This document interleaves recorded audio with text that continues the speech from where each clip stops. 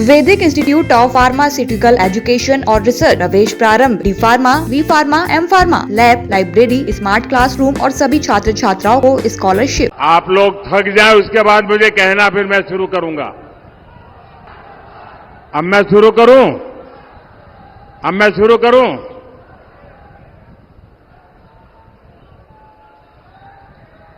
हरसिद्ध माता की,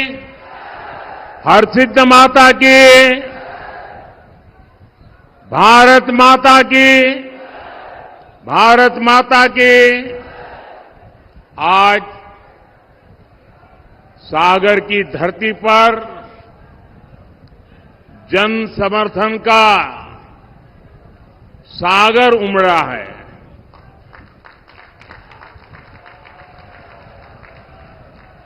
पिछली बार आपने यहां से भाजपा को रिकॉर्ड वोटों से जिताया था। साहब, मैंने आपका चित्र देख लिया। आप बैठ जाएंगे तो अच्छा होगा, ताकि पीछे लोगों को रोक रहे हैं आप। नहीं, आपने पास ही रखिए, यहां कार्यालय में दे देना।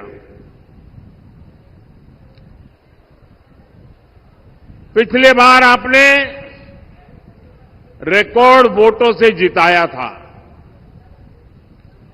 सागर ने फिर मन बना लिया है। फिर एक बार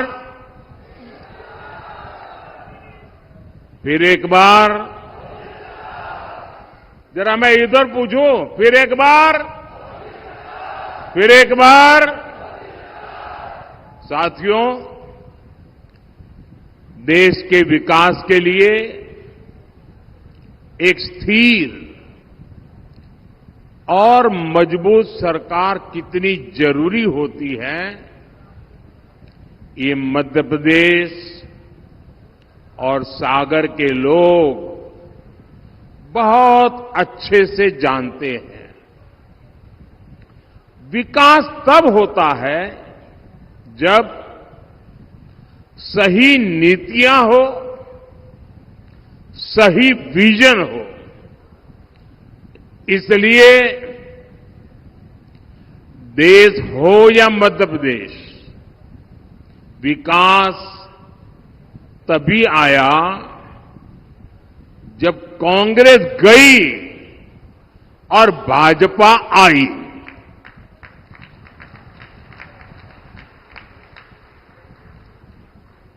कांग्रेस के समय में एमपी की पहचान बीमारू राज्य की थी। आज वही मध्य प्रदेश बीजेपी सरकार में विकास की नई ऊंचाइयां छू रहा है। साथियों, मध्य प्रदेश में केन बेतवा लिंक परियोजना का ऐतिहासिक काम शुरू हो गया है। सिंचाई के लिए बंडा बृहद सिंचाई परियोजना का काम भी बीजेपी सरकार ने करवाया है।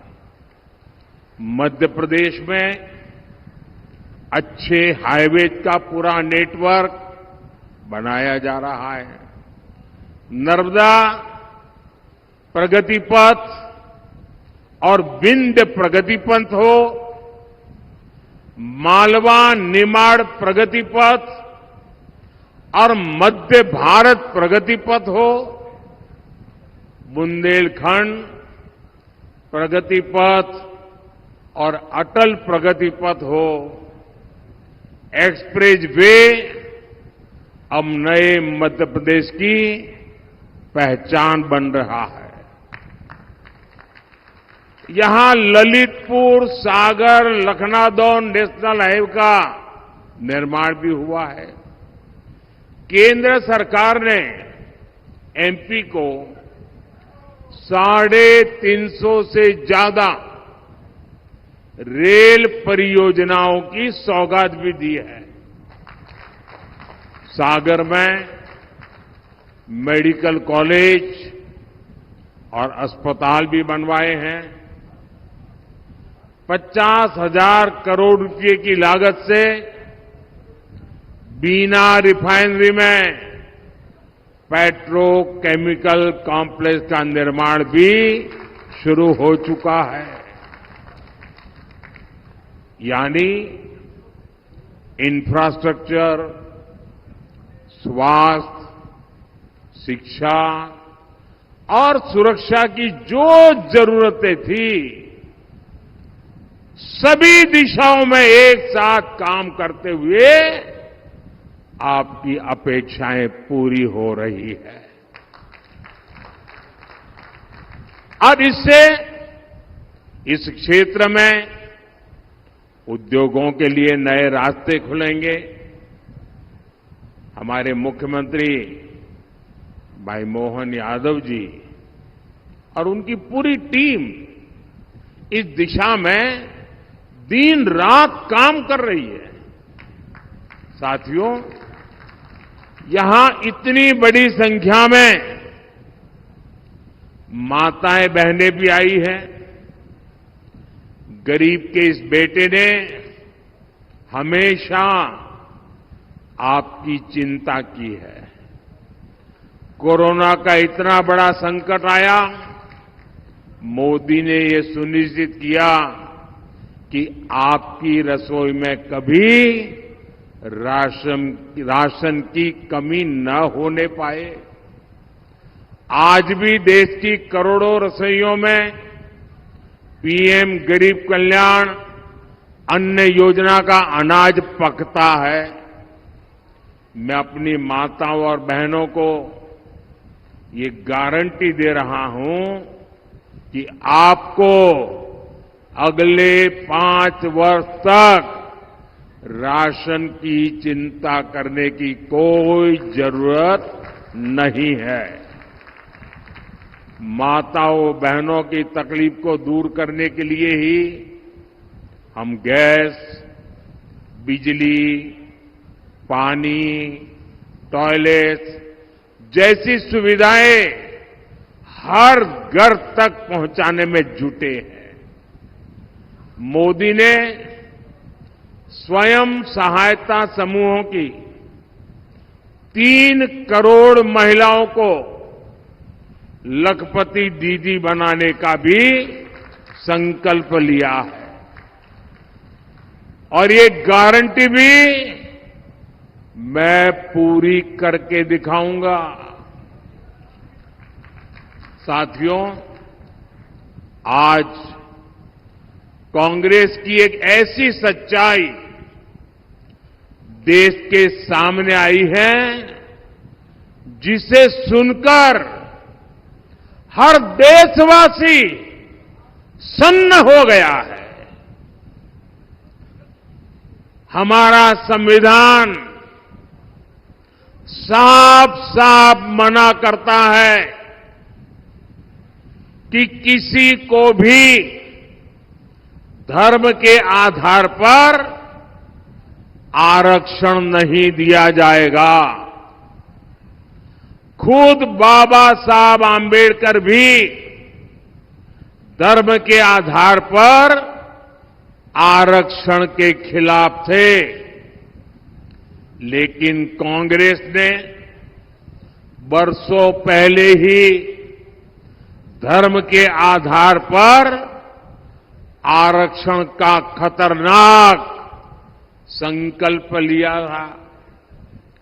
वो साल दर साल अपने इस संकल्प को पूरा करने के लिए भांति भांति के हथकंडे अपना रहे हैं। देशवासियों की आंखों में धूल झोंक करके ये अपना खेल खेल रहे हैं। 2004 में कांग्रेस ने आंध्र प्रदेश में धर्म के आधार पर आरक्षण दिया और बाबा साहब आंबेडकर की पीठ में छुरा भोंका था। संविधान के पीठ में छुरा भोंका था। फिर 2009 का चुनाव हो या फिर 2014 का चुनाव, अपने घोषणा पत्र में दोनों बार कांग्रेस ने धर्म के आधार पर आरक्षण का वादा किया। कांग्रेस की तैयारी है कि एससी, एसटी, ओबीसी का 15% कोटा काट दिया जाए और फिर धर्म के आधार पर आरक्षण लागू हो। पिछली बार कर्नाटका में जब कांग्रेस की सरकार थी तो उसने धर्म के आधार पर रिजर्वेशन दिया था। जब बीजेपी सरकार में आई तो हमने बाबा साहब के प्रति समर्पण भाव से भारत के संविधान की पवित्रता का सम्मान करते हुए हमने फैसला लिया कि कांग्रेस जो धर्म के आधार पर आरक्षण करके गई है उसको हम एक दिन रहने नहीं देंगे और हमने उसको खत्म कर दिया।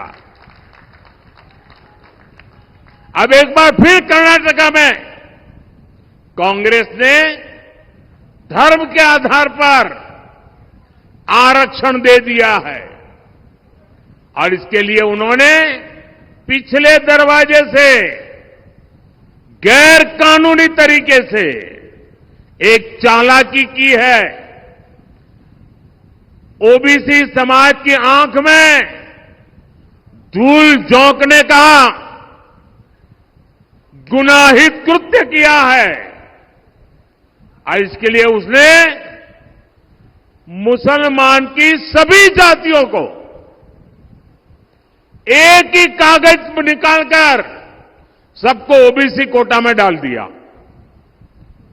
कांग्रेस इन सबको ओबीसी कोटा में डाल करके ओबीसी को जो हक मिलता था उसका बहुत बड़ा हिस्सा उसने छीन लिया और धर्म के आधार पर दे दिया। कांग्रेस यही फॉर्मूला पूरे देश में लागू करना चाहती है।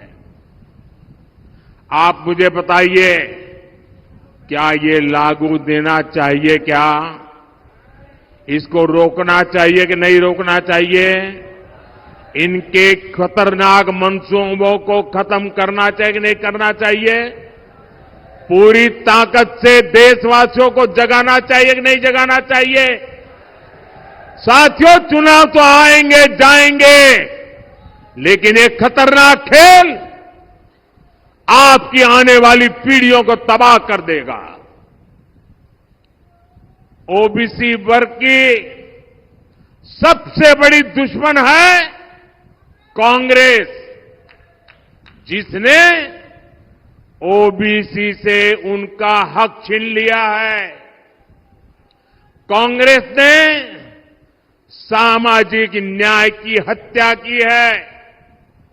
कांग्रेस ने संविधान की भावना को ठोकर पहुंचाई है।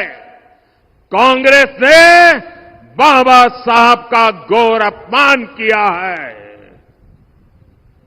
साथियों, ये मुझे सवाल पूछते हैं 400 पार 400 पार क्यों? मैं जवाब देता हूं, आप जो राज्यों में हथकंडे अपना रहे हो, दलितों के, आदिवासियों के, ओबीसी के आरक्षण चोरी करने का जो खेल खेल रहे हो, उसे लूटने का खेल खेल रहे हो, आपके ये खेल बंद करने के लिए, हमेशा बंद करने के लिए, आपके मंसूबों को हमेशा हमेशा ताला लगाने के लिए मोदी को 400 पार चाहिए। मुझे दलितों के आरक्षण की रक्षा करनी है, मुझे आदिवासियों के आरक्षण की रक्षा करनी है, मुझे ओबीसी के आरक्षण की रक्षा करनी है। और मैं स्वयं उस समाज से आया हूं, इसलिए मैं आपको कहता हूं, मैं इस दर्द को जानता हूं और मैं आपको रक्षण दे करके ही रहूंगा और इसलिए मुझे आपका साथ चाहिए। साथियों, आपको चोट पहुंचाने के लिए कांग्रेस इतने पर ही नहीं रुक रही। कांग्रेस आपकी संपत्ति भी छीनना चाहती है। कांग्रेस एक्सरे कराने वाली, एक्सरे मालूम है ना, उनके नेता बोल रहे एक्सरे करेंगे और आपके लॉकर में क्या पड़ा है वो खोज के निकालेंगे, आपके घर में क्या पड़ा है वो खोज के निकालेंगे। अगर माताओं बहनों ने थोड़ी पूंजी बचाई होगी और अनाज के डिब्बे में रखती हैं तो एक्सरे करके वो भी खोज के निकालेंगे।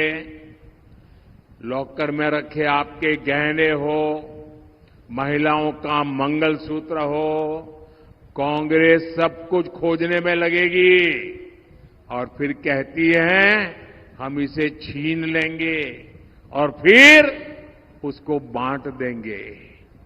आपको ये मंजूर है क्या? जरा मुझे पूरी ताकत से बताइए, अगर मेरा विषय समझते हो तो ये आपको मंजूर है क्या?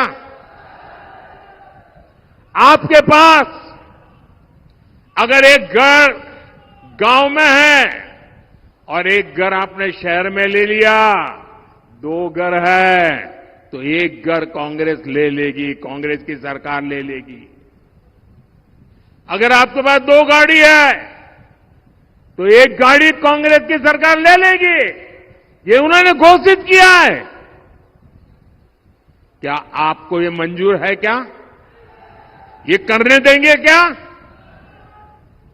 आपसे ये सब कुछ छीनकर कांग्रेस अपने वोट बैंक को देना चाहती है। साथियों, इतना ही नहीं, कांग्रेस ने तो आज एक और पत्ता खोल दिया है। उनका हिडन एजेंडा बाहर आया है। आज उन्होंने कहा है इनहेरिटेंस टैक्स, यानी विरासत में भी। अब आप देखिए, हमारे देश में तो दादा दादी नाना नानी भी कुछ बचा के रखते हैं, खुद कभी उसका खर्चा नहीं करते। क्यों?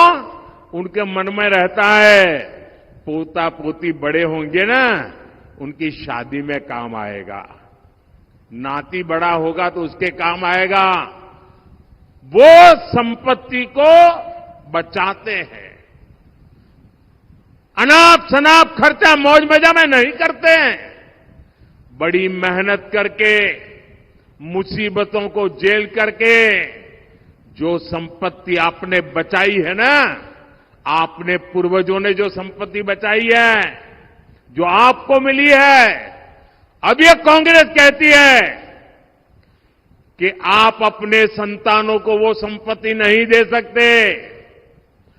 करीब करीब आधी संपत्ति कांग्रेस की सरकार बनेगी तो कानूनन आपसे लूट लेगी। जो संपत्ति आप अपने बच्चों को देना चाहते हैं, उस पर भी कांग्रेस टैक्स लगा करके लूट लेगी। आप कल्पना कर सकते हैं, कांग्रेस भारत के सामाजिक मूल्यों, भारत के समाज की भावनाओं से कितना कट चुकी है। कांग्रेस को भारत के पारिवारिक मूल्यों तक का अंदाजा नहीं रहा है। घर के बड़े बुजुर्ग जीवन भर कुछ न कुछ जोड़ते हैं ताकि अगली पीढ़ियों को देंगे, पोती नाती को देंगे। और यही हमारे देश की परंपरा है, स्वभाव है, संस्कृति है। हम भारतीय जरूरत है के हिसाब से खर्च करते हैं, पैसे बचाने की कोशिश करते हैं, कांग्रेस पीढ़ी दर पीढ़ी चलने वाली इस बचत पर भी, इस संपत्ति पर भी उसकी नजरें हैं, लूटना चाहती है। यानी कांग्रेस का मंत्र है, कांग्रेस का मंत्र है, ये याद रखना, घर घर पहुंचाना। मेरी बात पहुंचाओगे घर घर? मेरी बात घर घर पहुंचाओगे? कांग्रेस का मंत्र है, कांग्रेस की लूट, जिंदगी के साथ भी लूट और जिंदगी के बाद भी लूट। साथियों, कांग्रेस को देश के संविधान से नफरत है, इनको भारत की पहचान से नफरत है। इसलिए ये हर उस प्रोजेक्ट पर काम कर रहे हैं जिससे देश कमजोर हो, देश की साख कमजोर हो। ये लोग समाज को आपस में लड़वाने के लिए नए नए पैंतरे लेकर आते हैं। हमारी आस्था ने हमें सदियों से एकजुट रखा है। कांग्रेस पार्टी उस आस्था पर हमले करती है। अयोध्या में प्रभु राम का राम मंदिर प्राण प्रतिष्ठा के समय कांग्रेस ने क्या किया, पूरे देश ने देखा। आपको याद है ना? याद है ना? भगवान राम को काल्पनिक बताने वाली कांग्रेस ने राम मंदिर के प्राण प्रतिष्ठा के निमंत्रण को ठुकरा दिया, ठुकरा दिया। क्या ऐसी कांग्रेस को ठुकराना चाहिए कि नहीं ठुकराना चाहिए? जिसने राम मंदिर की प्राण प्रतिष्ठा को ठुकरा दिया, ऐसी कांग्रेस को ठुकरा देना चाहिए कि नहीं ठुकरा देना चाहिए? आपने इनकी भाषा सुनी है? भाइयों बहनों, इनका विरोध केवल अयोध्या, राम और राम मंदिर तक नहीं है। इन्हें मंदिर और मंदिर जाने वालों से भी दिक्कत है। पिछले साल ही मैंने यहां सागर में संत रविदास जी का भव्य मंदिर का शिलान्यास किया था। तब भी कांग्रेस के नेताओं ने कहा था कि रविदास मंदिर बनाने से अच्छा था कि यहां कुछ और बन जाता। इतनी नफरत है इनको। कांग्रेस को एक महान दलित संत का मंदिर भी बर्दाश्त नहीं होता। ऐसी सोच वाली कांग्रेस को एमपी से दूर रखने में ही भलाई है। साथियों, 7 मई को आपके पास एक बार फिर मध्य प्रदेश के साथ साथ पूरे देश के भविष्य को संवारने का अवसर है। सागर लोकसभा से बीजेपी ने बहन लता वानखेड़े जी को उम्मीदवार बनाया है। उनको भारी मतों से जिताना है। मैं जानता हूं गर्मी बढ़ रही है। मैं ये भी जानता हूं कहीं कहीं शादी ब्याह का माहौल है। मैं भी ये भी जानता हूं कुछ लोगों को खेत में अलग अलग काम भी है। लेकिन मेरा आपसे अनुरोध है कि कितना ही काम न क्यों न हो, लेकिन देश के लिए कुछ समय देना चाहिए कि नहीं देना चाहिए? देना चाहिए कि नहीं देना चाहिए? हमें अपना वोट देना चाहिए कि नहीं देना चाहिए? हमने अपने अधिकार का उपयोग करना चाहिए कि नहीं करना चाहिए? राष्ट्र निर्माण के इतने बड़े यज्ञ में हर किसी का योगदान होना चाहिए और इसलिए भारी मतदान होना चाहिए। आप मतदान करवाएंगे, घर घर जाएंगे, मतदान के रिकॉर्ड तोड़ेंगे, पोलिंग बूथ जीतेंगे। आप अपने वोट के साथ साथ जो अपनों के वोट है ना, उसको भी पोलिंग स्टेशन तक ले जाइए। करेंगे? अच्छा, मेरा एक और काम करेंगे। यहां से जाकर अपने मोहल्ले, अपने गांव के हर व्यक्ति को कहिएगा कि मोदी ने उनको प्रणाम कहा है। मेरा प्रणाम पहुंचा दोगे? बोलिए भारत माता की, भारत माता की, भारत माता की। बहुत बहुत धन्यवाद। Vaidik institute of pharmaceutical education और रिसर्च प्रवेश प्रारंभ D pharma, B pharma, M pharma, lab, library, smart classroom और सभी छात्र छात्राओं को स्कॉलरशिप। हमारा पता है यूनिवर्सिटी रहली लिंक रोड, बाबूपुरा, सागर, मध्य प्रदेश। हमारा नंबर है 7617309253 8319189545।